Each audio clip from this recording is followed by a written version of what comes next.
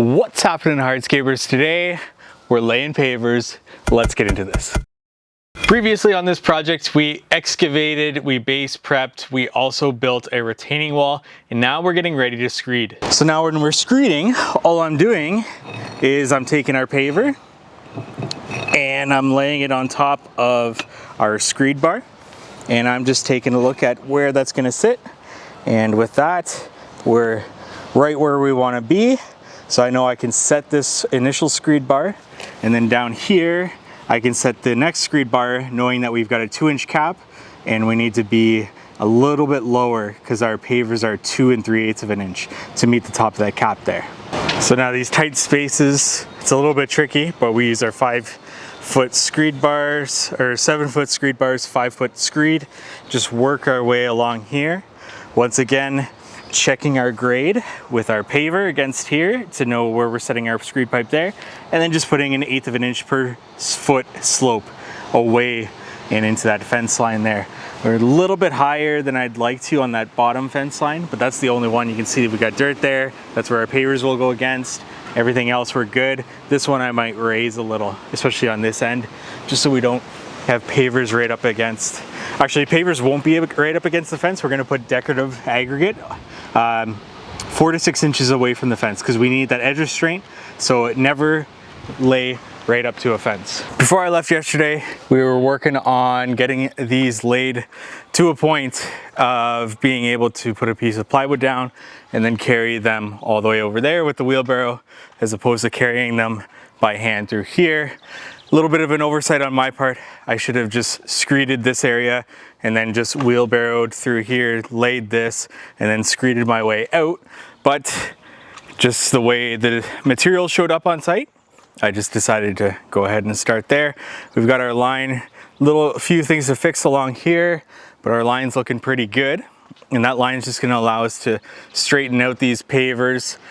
We do have a little bit of a situation here with wanting to be 4 to 6 inches away from this fence line, and it's getting tighter and tighter as we go up.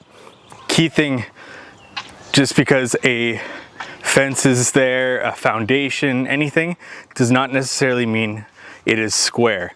So this fence is not square to this fence, which just throws off our line, because our main line is going to be our retaining wall.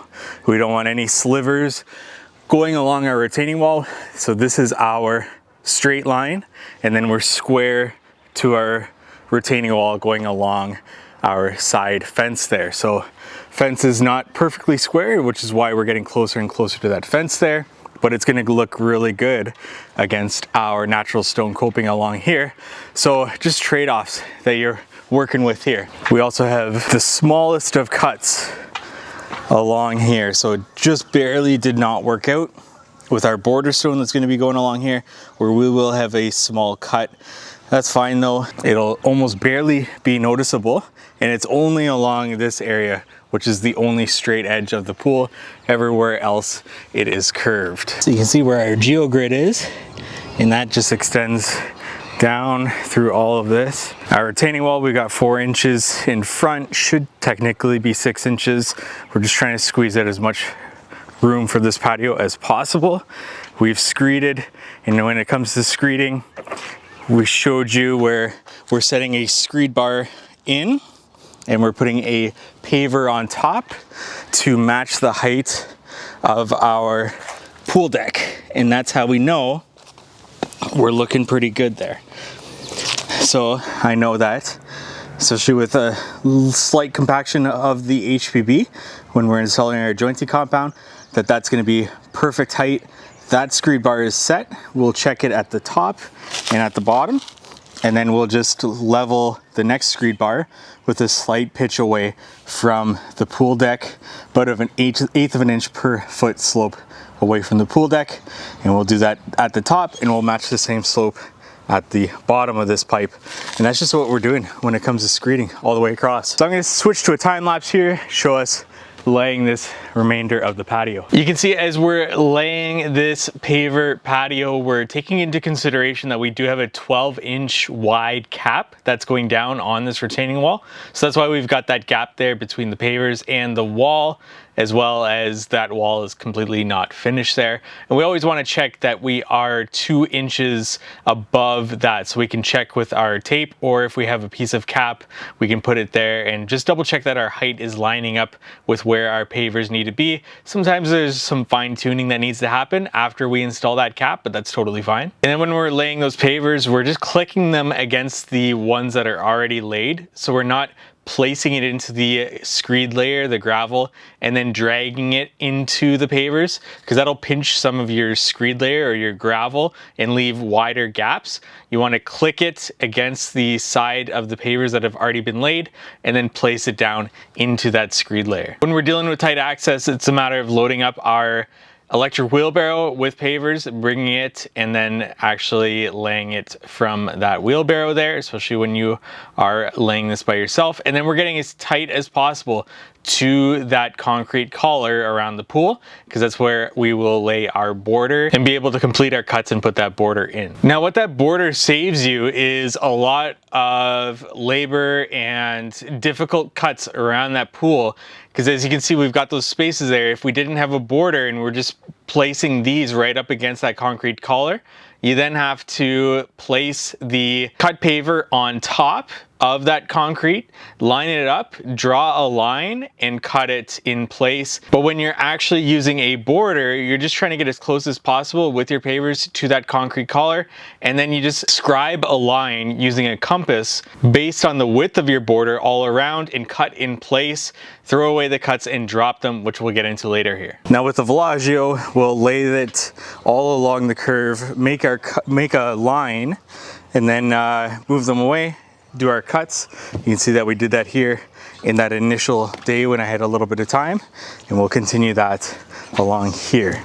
At this point, it's actually going to split off. It's going to be one Velagio coming down, and then it's going to be one Velagio coming down here as well. That's going to be 2, so you'll see that kind of split.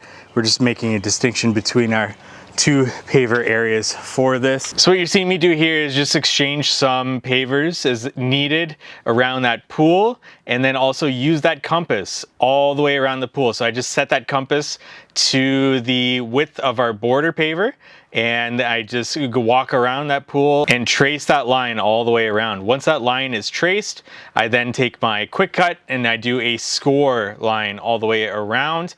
I don't want to plunge cut right into it right away. All I want to do is get a cut in place so I don't lose my compass line. And then I go back to the beginning and I do my cut all the way through the paver. It evidently does get very dusty with this, so you do want to warn your client. The alternative to this is cutting wet, but with that comes the difficulty of dealing with slurry. You don't want that slurry, which is the water mixed in with the dust, to solidify on any surface. And that would be everywhere. It would splash all over our pavers, on the pool tarp, the concrete collar underneath. It would just be a complete mess to clean up on this site. So that's why we're cutting it dry. And then once we've completed our cuts, we throw away the cut pieces, the waste, and then we just drop in our border pavers. And now you'll see me just leveling out that screed layer, fine tuning it, and then placing each block, and then hanging it down with a rubber mallet to get it to the level that I need it to be. It's always nice to give you about a 1/4 of an inch more room when you're doing your cuts than what the actual width of the pavers are, just to give you a little bit of breathing room, especially with these curves. And with our border in, we're ready to wrap this project up. Poly's in, we watered it, we got our 2 borders splitting off, one going this way, one going that way. And so whenever we're poly sanding, concrete edge restraint goes in, and then we sweep the poly sand in, compact it, bed those pavers into the HPB, get that poly sand right down to the bottom of the joint. What will happen is that poly sand will go down like 1/2 inch, and then we top it back up, do the same thing if we need to. And there is our project. Caps we put in with our gravel, and that helps us by not pinching our fingers. Glue it using a glue that can be used when things are wet. So you saw when we lifted the cap up, it was a little bit wet, and just got to make sure you have a glue that'll work even when things are wet. Never dusty though. And then what we'll do is topsoil And on that side along the fence, black granite. And that is our project wrapped up. Hey, I hope this video has helped you in some way. If it has, please give it a like, comment below any questions that you may have, and subscribe to this YouTube channel for more hardscaping content like this. Thank you so much for watching.